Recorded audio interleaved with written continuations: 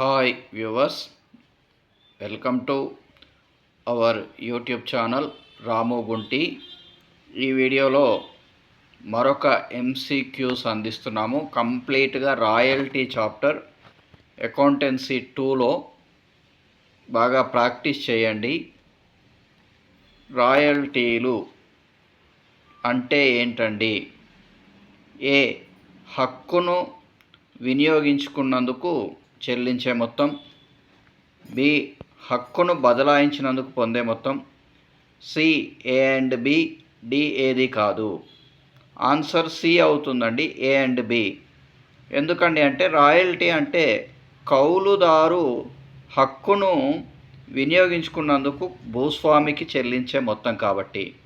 అలాగే భూస్వామి తన హక్కును కౌలుదారుకి ఇస్తున్నాడు కాబట్టి అందుకు పొందే మొత్తం ఏ అండ్ బి అవుతుంది. సెకండ్ వన్ చూడండి. కౌలుదారు తరుగు మొత్తాలను భర్తీ చేసుకునేటప్పుడు డెబిట్ చేసే ఖాతా ఏ లాభ నష్టాల ఖాతా, బి తరుగు మొత్తాల ఖాతా, సి రాయల్టీ ఖాతా, డి భూస్వామి ఖాతా. ఆన్సర్ డి అవుతుంది, భూస్వామి ఖాతా. మరి ఎప్పుడైతే తరుగు మొత్తాలను భర్తీ చేసుకుంటూ ఉంటారో అలాంటప్పుడు భూస్వామి అనుమతిస్తారు కాబట్టి భూస్వామిని డెబిట్ చేయాలి. థర్డ్ వన్, రావాల్సిన లేదా చెల్లించవలసిన రాయల్టీల ఖాతాలు ఏ ఖాతాకు సంబంధించినవి? ఏ ఆస్తుల ఖాతా, బి వ్యక్తిగత ఖాతా, సి నామమాత్రపు ఖాతా, డి లాభ నష్టాల ఖాతా. ఆన్సర్ సి అవుతుందండి, లాభ నష్టాల నామమాత్రపు ఖాతా.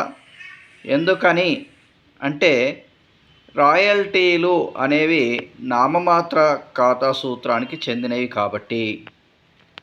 నాలుగవది, తరుగు మొత్తాలు కౌలుదారు పుస్తకాల్లో డాష్ నిల్వను, భూస్వామి పుస్తకంలో డాష్ నిల్వను చూపెడుతుంది. A debit comma credit, B credit comma debit, C debit debit, D credit credit. ఇందులో ఏ ఆన్సర్గా చెప్పవచ్చు. ఎందుకంటే కౌలుదారుకు మరి తరుగు మొత్తాలు అనేవి ఖర్చుల్ని డెబిట్ చేయాలి, భూస్వామికి ఆదాయం కాబట్టి క్రెడిట్ చేయాలి. డెబిట్ క్రెడిట్ ఏ ఆన్సర్ అవుతుంది. తర్వాత కనీసపు అద్దె ఐదవది. ఏ రాయల్టీ ప్లస్ తరుగు మొత్తాలు, బి రాయల్టీ మైనస్ తరుగు మొత్తాలు, సి పై రెండు, డి ఏది కాదు. మరి ఇక్కడ ఏ ఆన్సర్ తీసుకోండి. అసలు రాయల్టీ ప్లస్ తరుగు మొత్తాలు. కనీసపు అద్దె ఎప్పుడు కూడా రాయల్టీ తరుగు మొత్తాలు రెండు కలిపి ఉంటుందండి. తర్వాత సిక్స్త్ వన్, ఇది కాస్త ఇంపార్టెంట్ పాయింట్. ఆదాయం పన్ను 1961 ప్రకారం రాయల్టీ భూస్వామికి చెల్లించేటప్పుడు తగ్గించిన పన్నును ఏ బ్యాంకులో ప్రభుత్వ ఖాతాకు క్రెడిట్ చేస్తారు? A RBI, B SBI, C both లేదా ఎనీవన్, ఏది కాదు. అలాంటప్పుడు ఏం చేయాలండి? సి ఆన్సర్ తీసుకోవాలి. ఆర్బీఐలో చేయవచ్చు, లేదా ఎస్బీఐలో చేయవచ్చు, లేదా రెండింటిలో కూడా చేసే అవకాశం ఉంటుంది. సెవెంత్ వన్ చూడండి.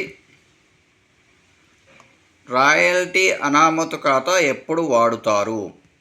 ఏ కౌలుదారు ఉప కౌలుదారు మధ్య ఏర్పడే తరుగు మొత్తాల కొరకు, బి భూస్వామి కౌలుదారు మధ్య ఏర్పడే తరుగు మొత్తాల కొరకు, సి భూస్వామి కౌలుదారు మధ్య ఏర్పడే తరుగు మొత్తాల కొరకు, డి పైవన్నీ.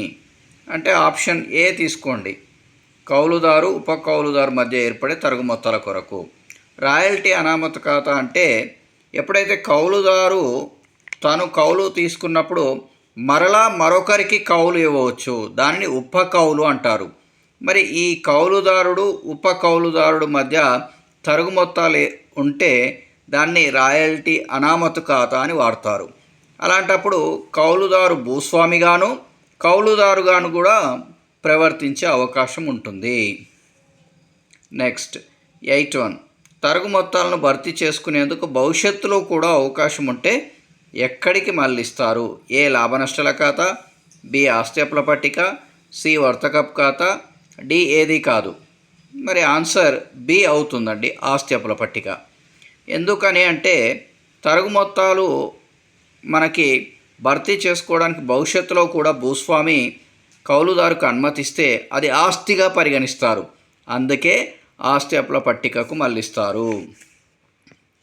నెక్స్ట్ 9th వన్, కౌలుదారు పుస్తకంలో ముగింపు లెక్కల కొరకు రాయల్టీ మళ్లించే చిట్టాపద్దు. ఏ ఉత్పత్తి లేదా వర్తకపు ఖాతా డెటార్ టు రాయల్టీ ఖాతా, బి రాయల్టీ ఖాతా డెటార్ టు ఉత్పత్తి ఖాతా, సి పై రెండు, డి ఏది కాదు. ఇక్కడ ఆన్సర్ ఏ ఉత్పత్తి లేదా వర్తకపు ఖాతా డెబిటార్ టు రాయల్టీ ఖాతా. ఎప్పుడూ కూడా రాయల్టీలు డెబిట్ ఉంటాయి కాబట్టి మళ్లించడానికి రాయల్టీ క్రెడిట్ చేయాలి, ఉత్పత్తి లేదా వర్తకపు ఖాతాను డెబిట్ చేయాలి. అందుకు ఉత్పత్తి లేదా వర్తకపు ఖాతా డెబిటార్ టు రాయల్టీ ఖాతా. నెక్స్ట్ 10th వన్, రాయల్టీల్లో మొత్తం ఎన్ని పార్టీలు ఉండవచ్చు? ఇక్కడ చూడండి, క్వశ్చన్ డిఫరెంట్గా ఉంది. ఎన్ని పార్టీలు ఉండవచ్చు? యాక్చువల్గా అయితే మీకు కౌలుదారు భూస్వామి అంటారు, కానీ క్వశ్చన్ ఎన్ని పార్టీలు ఉండవచ్చు అంటే A1, B2, C3, D4. C answer 3 అవుతుంది. ఎందుకని అంటే క్వశ్చన్ను బట్టి ఆన్సర్ మారుతుందండి. యాక్చువల్గా రాయల్టీలలో కౌలుదారు భూస్వామి ఉంటారు, ఇద్దరు పార్టీలు. కానీ ఎన్ని పార్టీలు ఉండవచ్చు అన్నారు కాబట్టి కౌలుదారుడు ఉపకౌలుకు కూడా ఇవ్వవచ్చు. అలాంటప్పుడు 3 పార్టీలు ఉద్భవిస్తాయి. మరి ఇప్పుడు మరలా మీకు ఆన్సర్స్ రిమెంబరెన్స్ కొరకు ఇస్తున్నాను. సమాధానాలు కనుక తీసుకున్నట్లయితే 1C, 2D, 3C, 4A, 5A, 6C, 7A, 8B, 9A, 10C. మరి మన వీడియోస్ అన్నీ కూడా నోట్ డౌన్ చేసుకోండి, నోట్స్ మెయింటైన్ చేయండి. అలాగే స్కిప్ చేయకుండా మొత్తం చూడండి. మన ఛానల్లో మాత్రమే మొత్తం సబ్జెక్ట్స్ జేఓకి సంబంధించినవి వీడియోలు అప్లోడ్ అవుతున్నవి.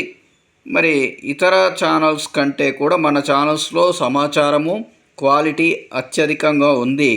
అది పరిగణలోకి తీసుకొని నోట్స్ ఎప్పటికప్పుడు ప్రతి సబ్జెక్టు ప్రతి టాపిక్ వేరువేరుగా నోట్స్ ప్రిపేర్ చేసుకొని మరలా ప్రాక్టీస్ చేస్తే మాత్రం ఖచ్చితంగా షూర్గా సక్సెస్ అవుతారు. సో వీడియో లైక్ చేయండి, షేర్ చేయండి, సబ్స్క్రైబ్ చేయడం మాత్రం మర్చిపోకండి. All the best.